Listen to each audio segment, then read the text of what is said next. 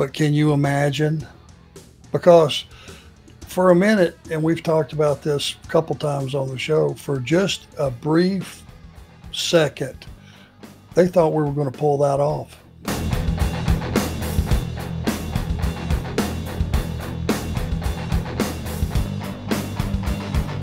There you go. We have a couple super chats. An Instagrammer wrestling historian, our friend, he has an interesting, I think this is a fun question.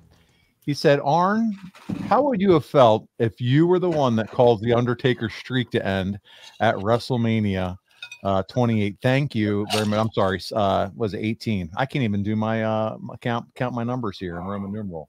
So we know you came in and you did and the whole with Ric Flair match. But what if it would have been on your shoulders? Okay, you're gonna spine buster him, and then we're gonna let that be the end of the streak.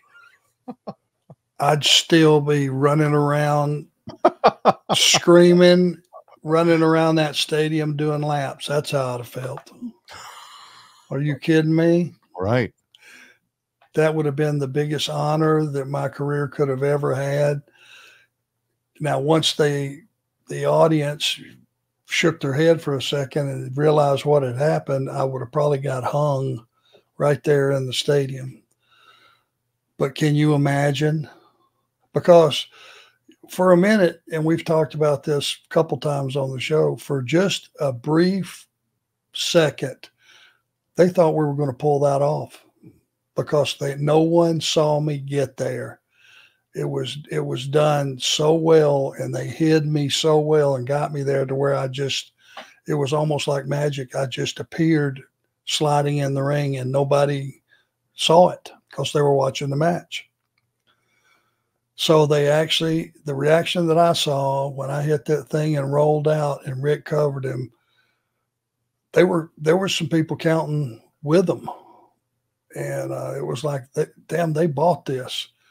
And when he kicked out, of course, it went south, but shit, man, that's something you hang a career. That's something you hang your entire everything on. You kidding me? Since we're talking about this, and I'm sure we've talked about in the past, but we do so many shows and things like that. Some stuff just goes in and flies out the other side. Lesnar breaking the streak ultimately. Yay, nay, should have never happened. And if anybody had to do it, Lesnar being the guy. Your thoughts? I don't think anybody should have ever done it. But now I was going to take that one if you were going to give it to me. But no, for me, he is so special. He is so important to that locker room. And I just got to see him at SummerSlam backstage, talk to him for a little bit. He is the most respected guy that walks that hall. He has the biggest following amongst the guys who just love and respect him. You know, he's something special. He's a locker room leader. He's everything that you want to be the figurehead of your company, and that's what he is. I personally think he could have went on and retired that streak undefeated. It certainly did not hurt anybody that put him over right in the middle with his finish the day of WrestleMania. You were a bigger star putting Undertaker over right in the middle after it was over than you were going in. That's for damn sure. So Taker going over on you made you a bigger star. Oh, just the fact that I got I pulled an offensive move on the Undertaker that almost won. Forget about almost. Just the fact that I stuck him with that spine buster, I was a bigger star the next day than I had been the entire time I was in the business. Isn't that something? Retired, all the stuff that you've done in your career, and that you were that moment, people still talk about it. I'm sure every time you're still interviewed outside of this podcast, they want to talk about that moment with you. Yeah, it's because the entire package was done so well by everybody involved. All right, Riddler 3579. Riddler is faithful like clockwork to this show, and not only that, he's also a faithful giver to this show, and he has a super chat. So I want to thank you, Riddler 3579. He said, I had the pleasure of attending many WCW promos. Arn, Rick, Sting, Dusty, and Johnny B. Bad had the best interactions with fans. So there you go. He ranks you as one of the best fan interactions. I am honored and flattered, and thank you very much to be put in that group. Wow. Look at those names. By the way, Johnny B. Bad, Mark Marrow, still sometime this fall. I know he has a book coming out when it gets closer to his release. I think the three of us are going to have to jump on here and have some fun together. All right. Next up is Brad Stanton, and always good to hear from Brad. He said, wants to know if you believe the Spine Buster at WrestleMania 17 was the biggest pop of your career. Was that with The Undertaker? Yes. Yes. For sure. All right. There you go. There's not a lot of instances that Undertaker was put in that as a fan, I was looking at that and I went, damn, he's going to get beat. That's it. Because he's the Undertaker, and he kicks out of everything, and as well he should. But that was painted so craftily. I think that's the word, craftily. It was done so well with me being able to just appear, as it seemed, and it was so well done. I think when I rolled out, and those people, when I rolled out of the ring, the pop was still going. They thought that was it. Ric Flair and Arn Anderson are going to beat The Undertaker. And that's what made it so good for me. It was like a sustained, holy shit, no, they're actually going to pull this off. And you don't see that very often with The Undertaker. No. It's funny because the very next question that we have from somebody is Jeremy Priest, and his question is exactly about that specific event again. He asks, on a scale of 1 to 10, how jacked were you when you drove Undertaker's ass to the mat? Reason I'm asking is because I just rewatched it and I loved it, and I was just curious. How just pumped and jacked were you when that happened? You have no idea. It's as good as it gets. The event was as good as it gets. The opponent was as good as it gets. The reaction from the fans was as good as it gets. And it was just, it's one of those surreal moments that everybody that's been in the business and paid their dues and has worked hard and protected the business and, you know, and missed out on all the things. I look at that as a reward for all those birthdays I missed, all those, you know, events I didn't get to go to, senior night, my son out on the football field, you know, his mom having to go out with him instead of his dad, and all those things that we missed.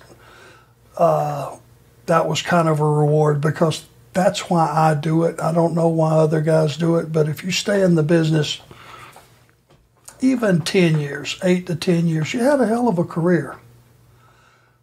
40 years I'm still in. And at that point in time, I was probably, I don't know, 15 years in, 18, 20, maybe 20 years in. And I looked at it, you know, there's a feeling that it's unlike any other. I mean, you go to the ring with a maestro stick and you wave it, and people do what you're directing them to do. And that was big time, times 10, and something you'll never forget. All right. Well, listen, Drew Landry is up next. He says he has a couple questions for you. From what I understand, which could be wrong, if guys were programmed to wrestle in a big event, they would wrestle against each other at house shows and live events. To the best of your knowledge, is that still happening? If not, why? And do you think something like that should return? I'm sure it's happening with WWE. They like to have dry runs, which I think are good and bad. You know, if you're one of those people that saw that match, and then let's just say they were 150 miles away the next day, and you went and you saw it again, and maybe 2 weeks later they were 200 miles away, and you drove and you saw that same match. That's just making the loop, getting ready for a pay-per-view or a big show. Now you've seen it 3 times. It's not going to have the luster as if you're seeing it for the first time. And that's the reality. But with guys that, have limited experience, have not been wrestling that long, and asking our fans to pay a certain price, you know, for a pay-per-view event. You want it to be as good as you can. So that's the reason for giving the dress rehearsals. It's not an issue with AEW because there's no house shows. Everything is pretty much you're running into a one-off. Yeah, and I think though, and you said guys with experience, but if you had, at least for the guys and gals that maybe don't have as much experience nowadays, and there's not that house show option, sometimes when they're pushed straight to TV, you're like, oh man, if those two, you know, talents could have worked together at a few house shows together or had the opportunity for some of that, it could have come off so much better. And I think that, you know, at live events and things like that, that was kind of a perk to it in preparation for a pay-per-view or for a TV show, having had that familiarity and having worked those spots maybe a few different ways and, you know where they could go. And I don't know, I feel like in some cases on TV now where you know, the big term is botch, you have some of that because there's not a lot of that house show kind of practice, if you will. And I hate to say that word. Well, it's unfamiliarity. You know, you don't get to go in and test it out. And it's a double-edged sword. I'm not going to be a guy that says start adding a bunch of house shows because, to be honest with you, I'm enjoying the schedule.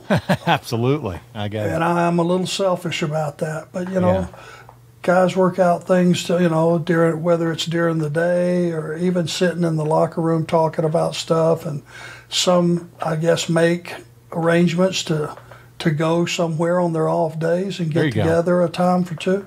You know, there's ways to do it if you truly want to be the best at what you do. That's up to you. That's up to you. It's up to your wanting to sacrifice your free time to make it as good as you can. And I love that approach because it's always like, hey, you know, well, here's the problem. Okay, well, then here's the solution. So instead, since there's not, let's figure out, let's get into the gym ourselves. Or, hey, I'll see you there on a Saturday and let's go through it. And let's practice, get our hands on each other. So